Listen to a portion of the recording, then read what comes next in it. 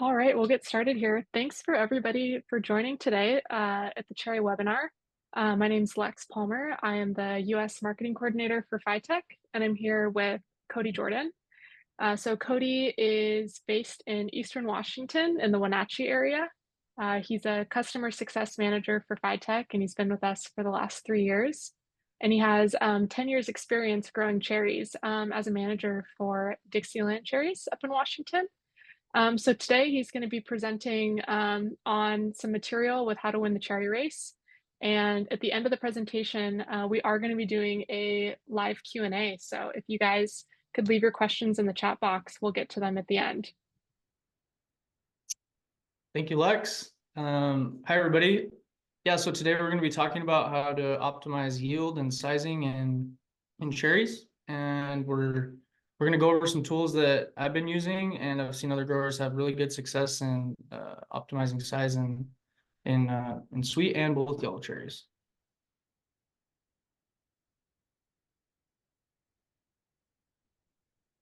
So here's a bird's eye view, kind of a Phytech overview. So these are the sensors that you'll see in the field. We offer a variety of different both fruit, water sensors, and this gives the grower eyes on what's happening inside the block, with whether it be on your fruit, your trees, pressure, set durations. The way this works is these sensors talk to the logger here.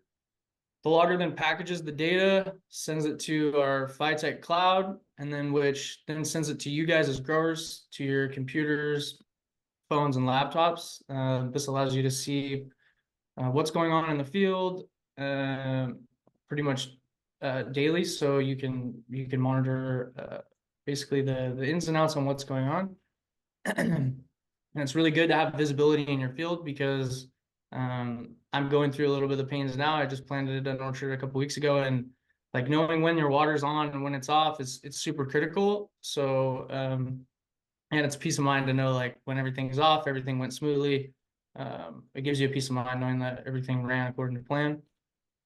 We also offer automation. So this is our automation level is basically an overview of pumps, filters, and valve control. Again, it's giving you kind of a view of, okay, did this valve turn on when it was supposed to turn on? Are we getting the execution through the block? Did too many valves turn on, or did a valve not turn on? All those really important things that we need to keep track on. And this is a really good way to give you a view on seeing what's happening and manage things on the farm from kind of a holistic approach. So this is kind of like the overview of the platform. Okay, so this is our monitoring side of things. This is like a package of hardware that we typically put out in orchards. And so what you see here is the dendrometers. These are what we use to indicate plant stress. So whether the tree has stress, this is the sensor that's giving us that information. The water sensors are giving us pressure in the field, as long as hourly sets, how long the set ran. Fruit sensors, which is my personal favorite. We're growing fruit, we're not growing trees, so we really want to know how our fruit's sizing at a daily rate. Making sure that we're meeting the demands of both the fruit and the tree, so we can grow the best commodity that we possibly can coming into harvest. And yeah, this is why I think that this whole package also gives you the visibility to see everything in one platform, instead of toggling or just making calls based on soil or how long your water ran for. It's super important to see all the different intricacies between plant, soil, fruit, and water, just to be able to make those management decisions based on what your fruit and what your trees are needing at that stage. So monitoring tree health. Okay, so in Phytech we use a stoplight system. This system right here is the stress reading off of the dendrometer, or the reading off the dendrometer rather. And what it's doing is it's giving you a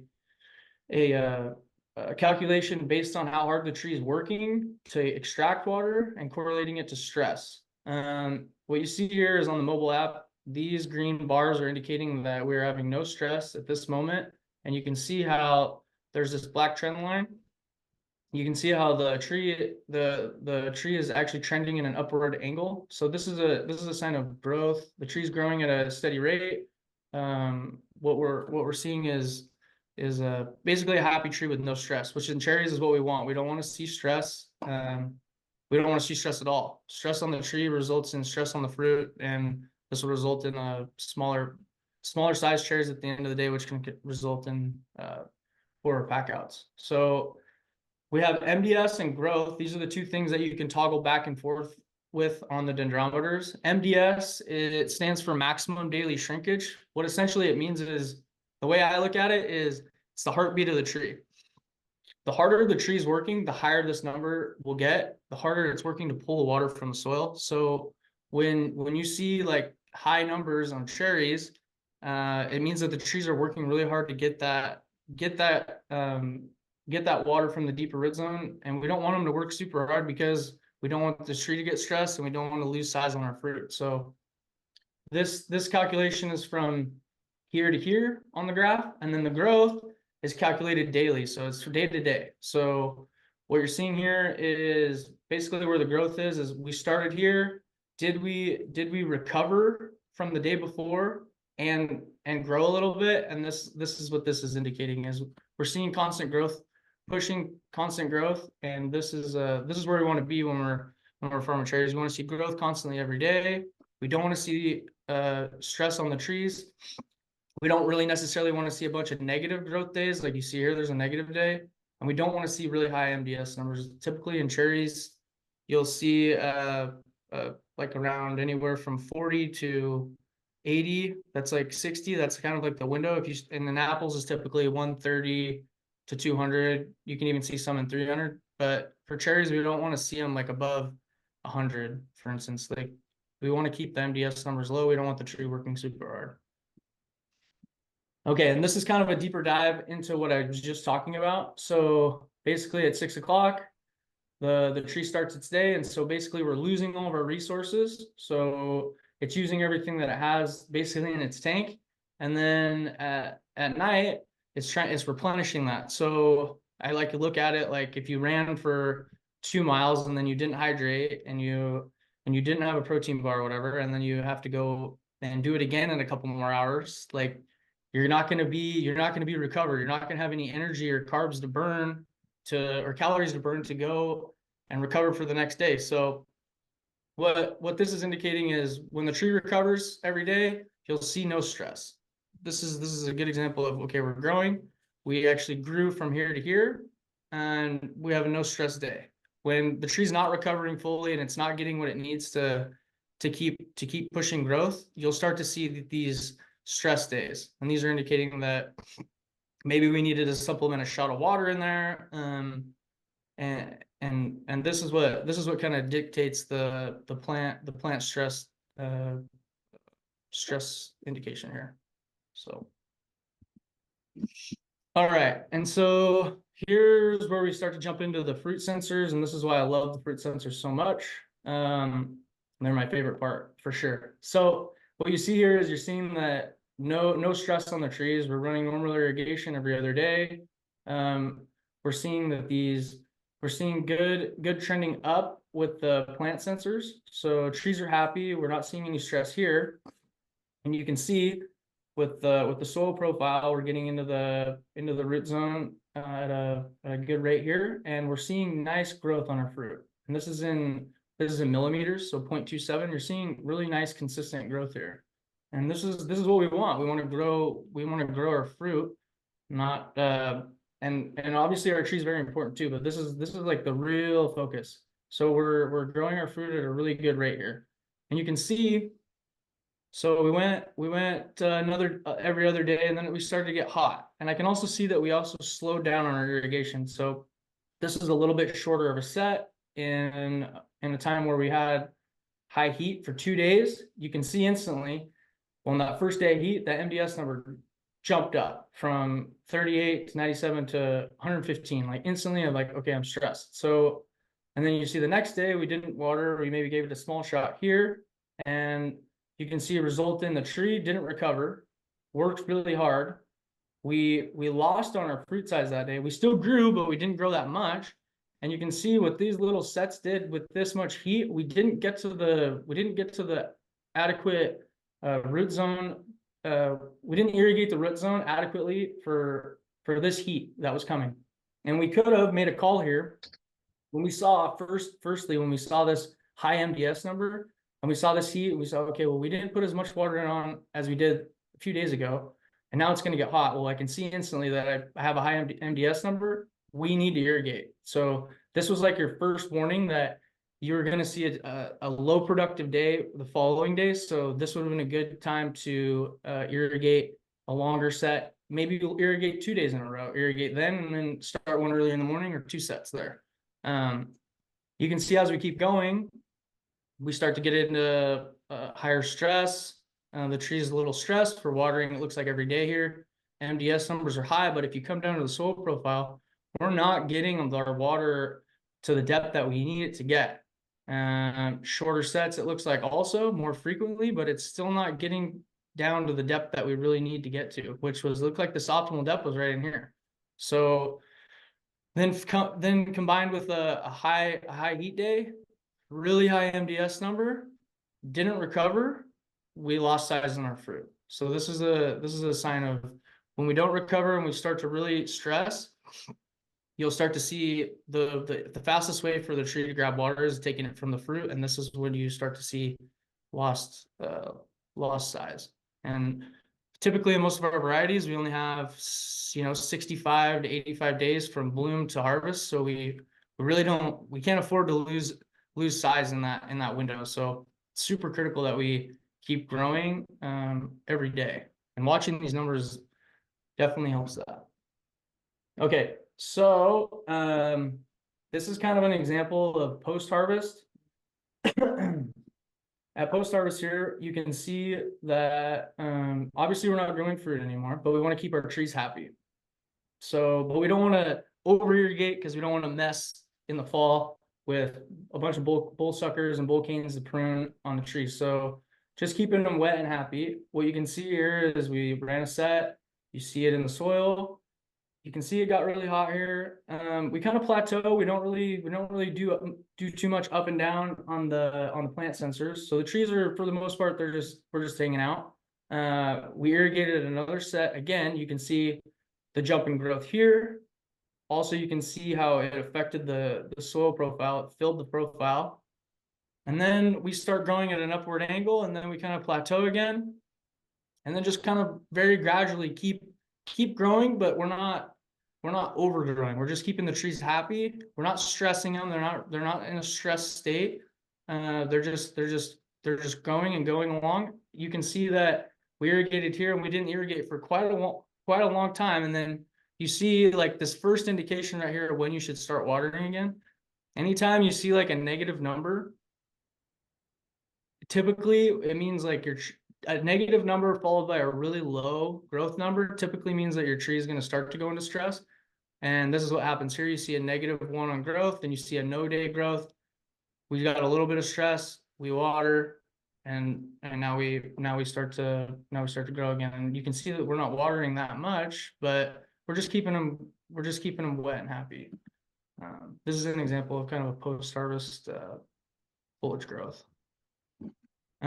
This is an example of over irrigating. So you can see here we have 2 sets, 2 days in a row, ran the water, and then we didn't run the water for a good while. The soil profile kind of starts to drain, and then you see that we get these like 5 hot days, or 4 hot days and 1 mildly hot day. You can see your MDS numbers are climbing.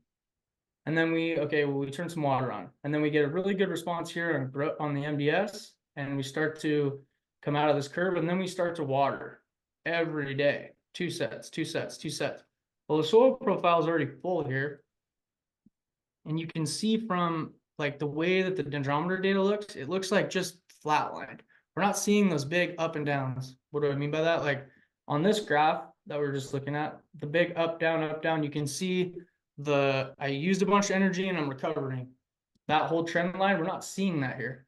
And you can see that the soil is like completely full, and we're still irrigating 2 times a day or every other day. It looks like, yeah, 2 times a day, and we're not really getting anything out of the tree. And if I were to click on growth on this, you'd probably just see really low or negative growth because the tree's overwatered, it's over irrigated. So this is a really good example of how to spot over irrigation, and by looking at it, we can look and be like, okay, well, I see that the soil's full, so like typically you could be like, okay, my soil's full, but I don't understand, like my trees, they don't look great, or I'm not seeing stress in my trees though, but I'm not really getting any production. Well, you can really see that with the dendrometer data. You can see that it's not, we're not exactly in a good state here because the tree's over irrigated and there's no oxygen in the soil, so we're just kind of saturating it.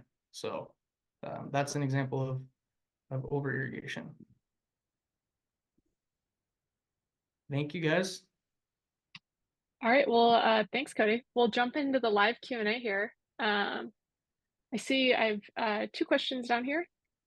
So Cody, when would you install fruit sensors on cherries? Typically like around straw. Straw is usually a really good time to install them. We have a minimum size requirement on the cherry fruit sensors. It's 15 millimeters. So once it reaches that size, we can install them. It also kind of depends on the variety, but typically straw is the time to install them. Great. And then the second question here is, what is expected daily fruit growth for cherries when irrigated correctly? So yeah, we're in millimeters. So 0.20 to 0.30 is pretty typical.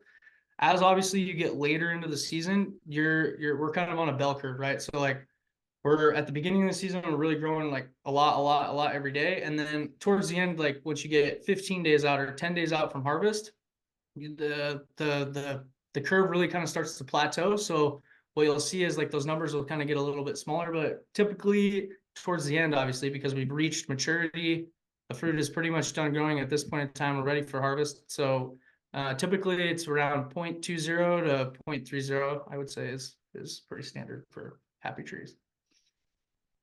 Great. And we have one more question here. How much would this like solution generally cost per hectare? Per hectare. What is that? 2 some acres. Let me see. I think it's 100. We typically it's I believe it's 150 a kit. So that's it's not necessarily a hectare, but if you have like a 10-acre block, typically you have one site and you want to look at maybe one site or two sites, those 3 sensors will be 150, I believe it is, per location. So yeah. And then another question here. So one kit is 3 dendrometers. Yeah. And how do you choose where those are chosen, like to be placed?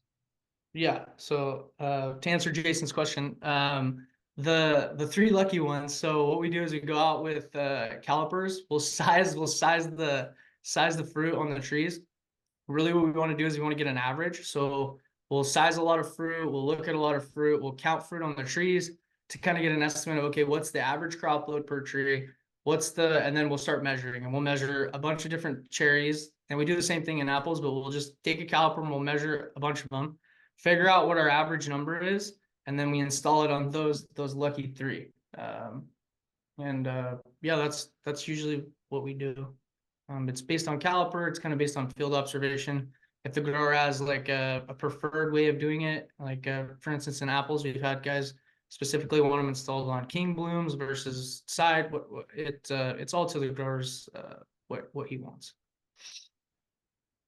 And I guess that answers another question here, where the sensors aren't going to necessarily be installed on every single tree. Yeah, no. What we do is we'll take a NDVI, it's satellite mapping, and with the grower, we'll sit down with them, we'll look at the block, and the grower knows the ranch better than anybody. So he's gonna know where weak spots are, we come in with the satellite map, and it's a vegetative map. It's basically showing what areas are like have less vegetative growth than others, and it typically will point to a stressed area. Maybe the soil is weaker in that area, but the grower is gonna have a look at what our map says, and then ultimately they have the final say. They choose a spot. Typically, what we do is like a 10-acre block. You probably have one spot that you want to look at, and what I consider is not putting it on like your like high vigor or high growing trees. Put it on like an average, like maybe a little bit less than average. The that way you're monitoring that, and you're kind of like helping the entire block in a way, if that makes sense. Like you're looking at the spot that isn't the weakest spot, but isn't the most best spot. So And what would you recommend is like the ideal amount of kits to be putting in a block, or like what would be the minimum? so the minimum, like typically what guys do is they put three dendrometers, one soil probe, depending on how many irrigation sensors they have per like system. So if you have drip, you would just be drip. You have drip and sprinkler, you put two irrigation sensors, and then for the fruit, I see an advantage in putting for sure one or two kits just to get eyes on sometimes, especially in cherries. Like you can see, like you have an area that's stressed, the size is going to be drastically different than an area that's not. So yeah, one to two kits for the fruit. Okay. Another question here. How many cherry growers have benefited from Phytech, and how has their farming practices changed? Yeah, so how many? I don't have a number for you, but for sure it's definitely impacted size and quality.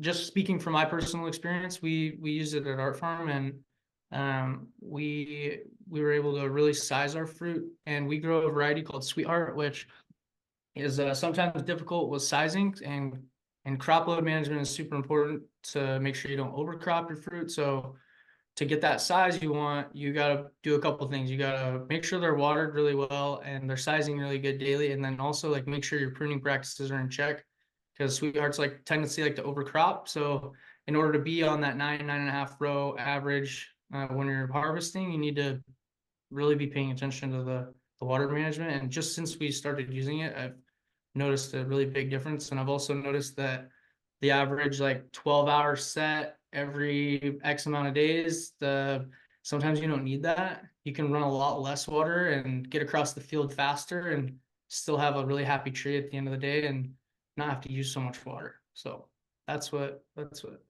I've noticed. Yeah. Another question here. So does Phytech do the installs? And do you need to buy the equipment like with other companies? Yeah, so basically how Phytech works is it's a subscription. We install the hardware themselves. So we'll go out to your farm after we meet with you. You say, okay, this is what I want, this is where I want it. And we come up and we install the hardware. It's a subscription fee, and it's also based on acreage. And then we maintain it. If anything breaks, somebody hits something with a tractor, we're the ones that are checking on it constantly, making sure everything's working and functioning.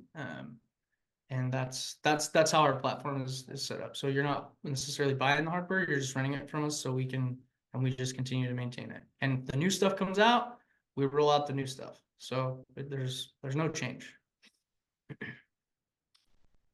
And then can you talk a bit about automation? And what service does Phytech offer that's different from other solutions like WiseCon?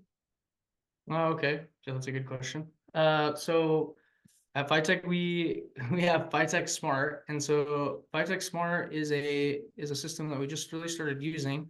It's a lot different than WiseCon for a couple reasons. It's much cheaper than WiseCon. WiseCon it also, in my eyes, requires a little bit more of a hands-on approach with the Phytech Smart. You don't have to be like a super in touch with how the electrical side of things work. It's really simple. It's a small little box that mounts on a valve.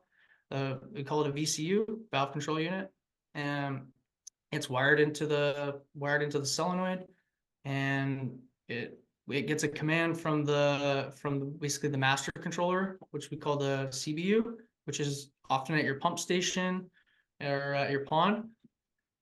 This is wired into your pump. Your pump, you make a schedule, like kind of like what you would do for your yard. Make a plan. Okay, like I want block 1 to run for 2 hours on drip. Set that schedule. The master controller then tells the VCU what valve is supposed to open. He communicates to that. Pump turns on. That valve opens, and then now you're irrigating. We also, on automation, we have obviously the pond level sensors. Before and after pressure on your filter, so you can see, okay, I don't have a lot of pressure on my after. Maybe I'm gonna, like, you start to see stuff like potentially like we have a plug coming, or the filter's dirty. We need to wash it. These are all things that you can kind of monitor with the automation side of things. Great. And then another question here. So does Phytech have solutions for pest monitoring and pollinator monitoring, or like a pest solution, pollinator solution? Hmm. Um, Maybe through Sutera? Yeah, so yeah, we work closely with Sutera on the pollinator side of things. No, on the pest side, yeah, we work with puffers, so we do hang puffers for, like, here in Washington, mostly codling moth and oriental fruit moth, and it's a service that we go and hang the puffers for the growers. We check them to make sure they're working and they're puffing at the right rates. We do the same thing basically as if it was the monitoring service. We take care of all the stuff in the field, and then if there's any issues that arise, obviously give us a call. But yeah, we do the pest monitoring service. And there is a benefit to choosing to do pest monitoring through Phytech and Sutera, because when you go through us, we have a partnership. So there's kind of a bundling aspect to it where you can save actually a lot of money. Absolutely. And then another question here. So how would you use the Phytech system to prevent fruit cracking during the season, or like fruit So splitting? so splitting of the cherries. Yeah, it's a good question.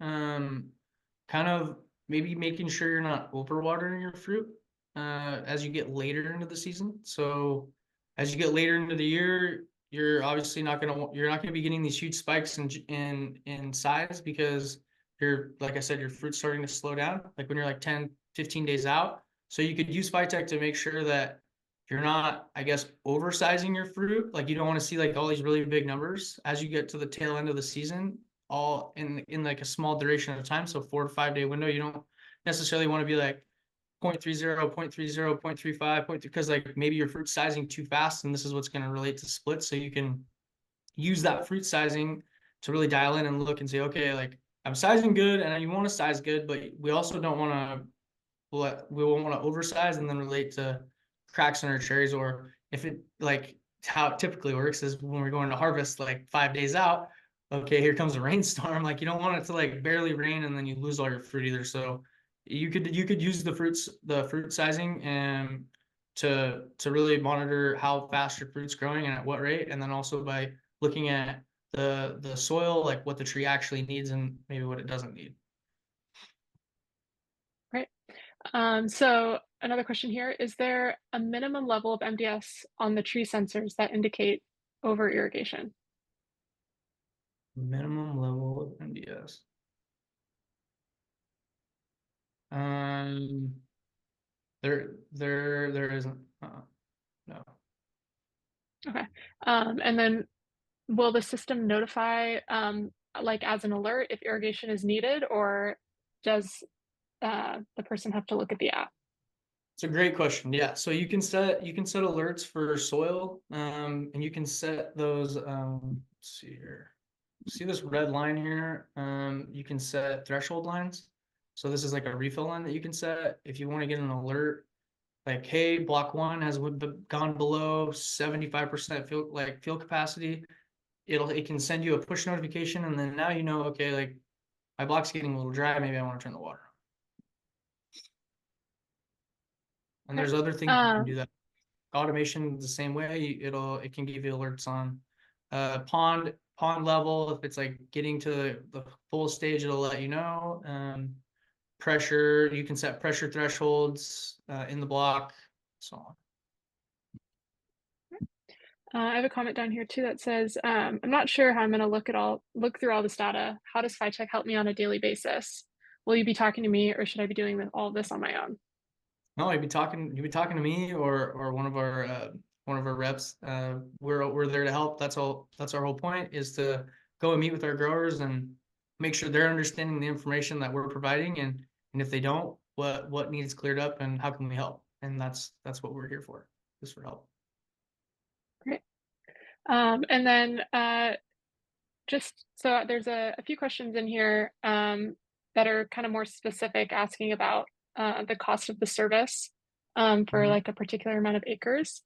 So you Mhm. guys, if you have these like really specific questions about how much it's going to cost for X amount of acres, Cody's phone number is right here on this slide. I can read it too. It's 509-699-1793. Cody's available. Give him a call. He'd love to chat with you about it. And he can definitely answer all those detailed questions regarding pricing and the amount of acreage. So it is 11:32. We're just at our time here. So I want to thank everybody for joining today, and all the great questions too. I'm will be following up with you guys with an email, and this webinar was recorded, so you will be able to watch it back if you guys have any more questions. And feel free to reach out to Cody and schedule some time to chat with him more. And we'll see you guys at the next webinar. Thanks so much. Thank you. Bye.